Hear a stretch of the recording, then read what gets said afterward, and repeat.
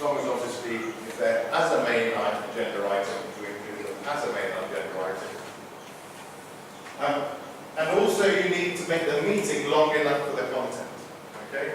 So if you've got to discuss 5 big papers that are going to take 20 minutes of discussion each, don't try and fit it into a half-hour meeting. Everybody is just going to be upset. Again, it goes about planning your meeting. We haven't had the meeting yet, we're still planning, we're planning the agenda, we're putting things in the agenda. And when we put the agenda, we will, I'll show you an agenda, we will allocate periods of time to it.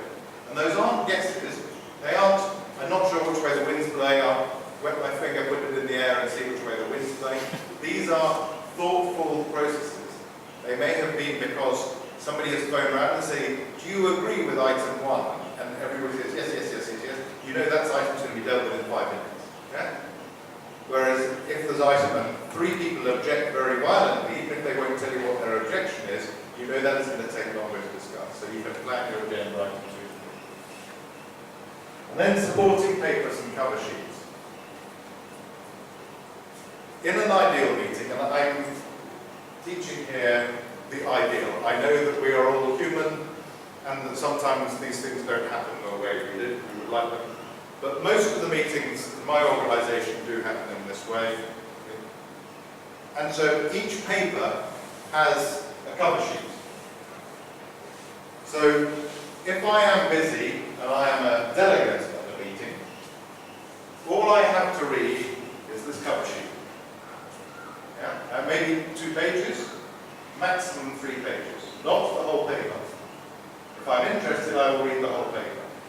And let's see what it's got here. It's got, first of all, the name of the meeting, its date, what item it is on the agenda, what the purpose of the paper is, and is a decision required? Is it for discussion, or is it, this one calls it assurance? So is it checking that something has been done, is what we mean by assurance. So you just put an X in that box, say that it is. So if I have 2 minutes to attend prior to a meeting, for whatever reason, because my planning hasn't been very good, or I've just come back from leave, I go straight to the cover sheets of all of the papers, I have a look for the ones that require a decision, and I have a look. And then I have, what are the actions are requested of the group?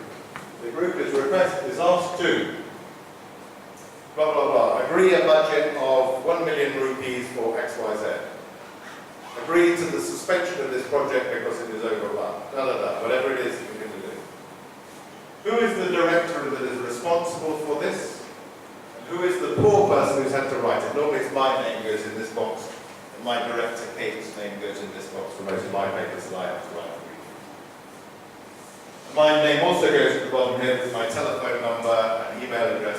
So if somebody reads it and they say, I don't understand a thing this person is saying to me, then they can phone me up and say, what rubbish is it you're trying to tell me, Andy? Then, does this need discussion? Is it essential, desirable, or unnecessary? If it's an uncontentious item, and again, a cross would be put in one of those boxes. Who else has been involved in writing this paper? Now, I've made up some departments here. They are, you may have different departments here. But I would really recommend this. And then you have an executive summary with 5-6 bullet points.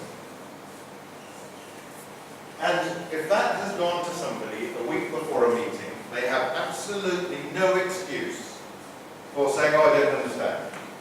Okay? So the paper is ready in advance. There may be a 10-page paper with 3 annexes. The sort of meetings I have to go to, unfortunately, are often 5 or 6 pages with 2 annexes or whatever. But there is maybe 2 pages at the front, which means that the busy person will say, I like that, oh, I'm not sure about this point. And they will then go to the main paper, and they'll find the section on that. They will then decide whether they agree with the paper or not. And you can imagine if you've done all of that work in advance, it goes back to my 6 Ps, prior preparation and planning, prevents poor performance, then what happens is your meeting will run much smoother. It's a lot more work in the front, but actually it's a much more delivery at the back. And in every main agenda item, not the AOBs, and likewise, so if you're a difficult person who always raises things in AOBs, you say, produce me a paper with an executive summary, please, and we'll discuss it at the next meeting. I bet you they don't bother. Yeah? 9 times out of 10 they won't bother. Because it's too much work. They just want to make trouble, or make themselves sound important. They don't want to do work and get the right decision. They want their decision.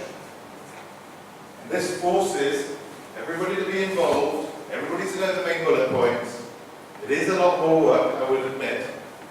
And I'm not saying that every small team meeting needs all of this level of detail, but the big meetings do. Okay? Anybody got any questions on that? And any from Deepak on the line.